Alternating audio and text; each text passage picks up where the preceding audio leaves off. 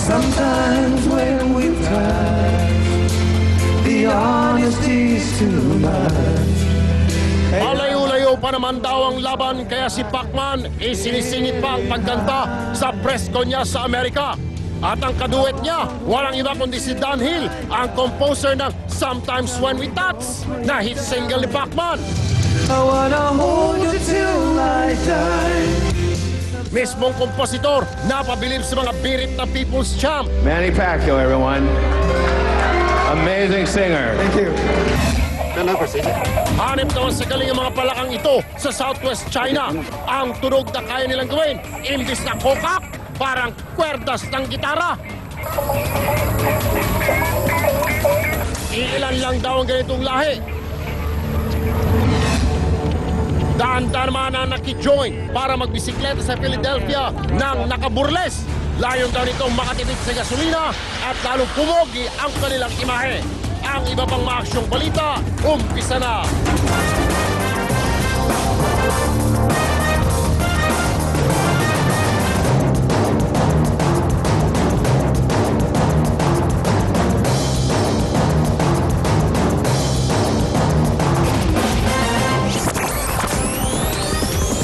Exclusive! Isa sa apat na Pinay domestic worker na nasa poder ng mga Gaddafi sa Libya na kontak ng kapatid dito sa Pinas sa tulong ng News 5. DFA mahihirapan daw na mailigtas ang apat na Pinay?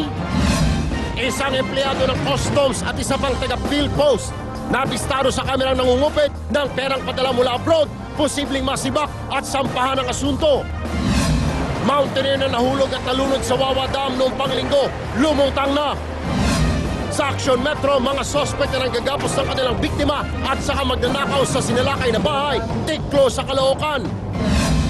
Dating whistleblower na si Rose Badong, humirit na makabalik sa Witness Protection Program ng DOJ. Pagbibigyan kaya?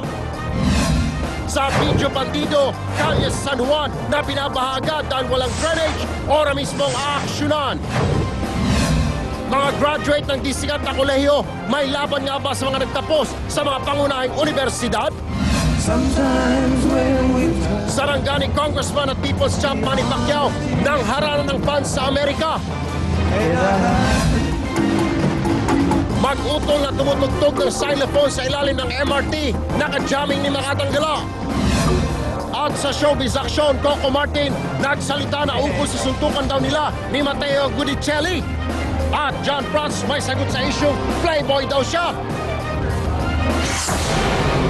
O partner ha, mga kapatid, laging siguruhin nakasarangin yung bahay tuwing gabi o kung kayo'y lalabas. Umatake na naman kasi ang mga hininalang miyembro ng Gapos Gang sa Caloocan. Ang modus nila, Erwin, titira malapit sa target na bahay, saka ito papasukin, igagapos sa mga biktima at pagnanakawan. Carla Lim, ikwento mo. Wala nang kawala ang grupong ito matapos matimbog sa kanilang hideout sa Caloocan. Sospek sila sa pagnanakaw sa isang bahay sa Camarin.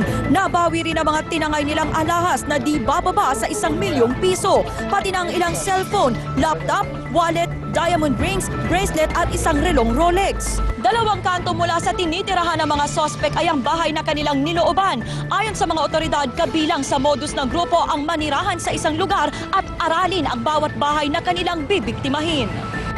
Kwento na may-ari ng bahay na si Danny De La Cruz, alauna kaninang madaling araw nang magising at lumabas siya ng kwarto. Agad siyang tinutukan ng isa sa mga sospek ng kalibre 38 baril.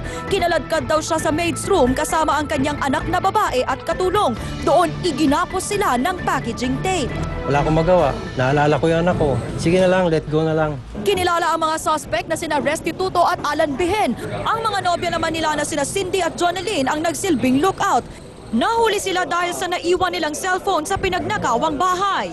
Yung mga gamit na nakuha lang namin yan. Bukod sa kasong robbery, sasampahan din sila ng attempted rape sa pagtangkaraw na gahasain ang anak ni De La Cruz. Carla Lim, News 5. Sa iba pang mga balita, kakulay na ng bato ng matagpuan ng bangkay ng mountaineer na inanod sa Wawa River noong linggo. Reklamo ng mga kaanak ng biktima, di man lang daw ito sinagip ng kanyang mga kasama. Faith Lardizabal, ikwento mo.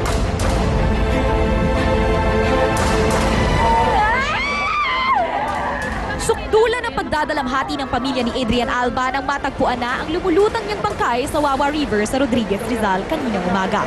Sa isang idlap, naglaho raw kasi ang pangarap ni Adrian na makapagtapos ng kursong HRM.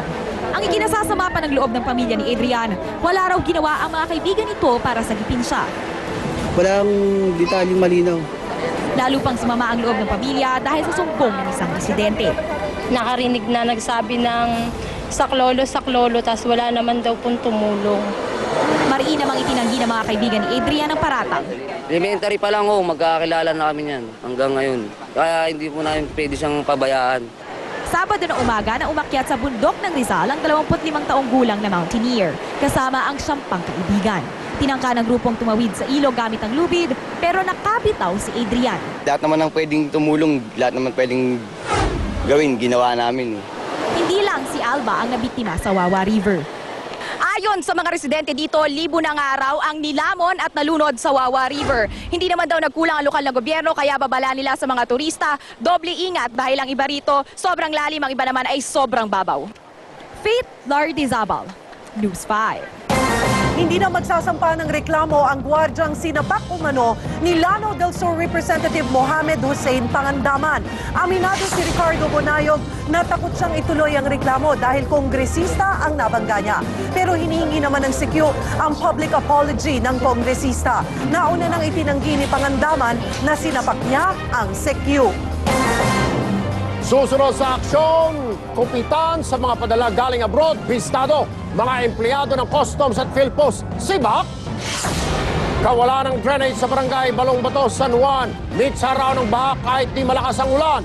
Ang ora mismo nating aksyon sa Video Bandido. Boxing champ Manny Pacquiao bumirit sa kantahan sa press tour sa Amerika. Pacman hinarana ang fans ng Sometimes When We Touch.